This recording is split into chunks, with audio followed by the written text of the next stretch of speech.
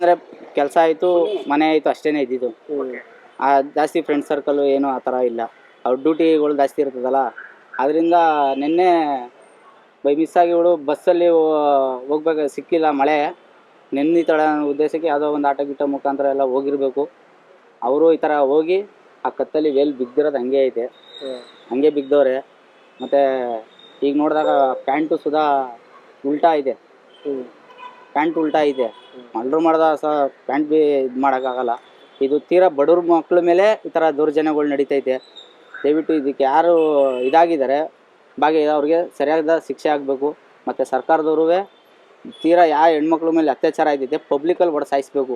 ಎಷ್ಟು ಗಂಟೆಲಿ ಆಟೋ ಹತ್ತಿರ ಅದು ಏನಿಲ್ಲ ಸರ್, ನಾವು ನಮ್ಮ ಮಾವ ಒಂದು 7 ಗಂಟೆಲಿ ಮಾಡಿದರು. ಅವಾಗ ಅವಳು ಸಂಜೆ ಒಂದು 7 ಗಂಟೆ ಅಷ್ಟರಲ್ಲಿ ಮಾಡಿದ್ರಂತೆ.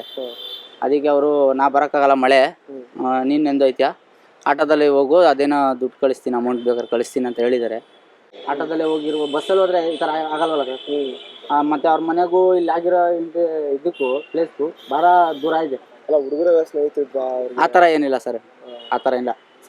ಸಂಸ್ಥೆಯಲ್ಲಿ ಕೆಲಸ ಮಾಡ್ತಿದ್ದು NGOಲಿ ಯಾವ ಮಕ್ಕಳು ಈಗ ಹಾಸ್ಪಿಟ್ಲು ಕೇರ್ ಇರ್ತದೆ, ಶಿಫ್ಟ್ ವೇಜ್ ಇರ್ತದೆ, ಆ ಥರ ಶಿಫ್ಟ್ ವೇಜ್ ಆಗೈತೆ. ಇವಳಿಗೆ ಹಾಸ್ಪಿಟ್ಲು ಶಿಫ್ಟ್ ವೇಜ್ ಹಾಕಿದ್ದಾರೆ. ಆವಾಗ ಈ ಥರ ಇನ್ಸಿಡೆಂಟ್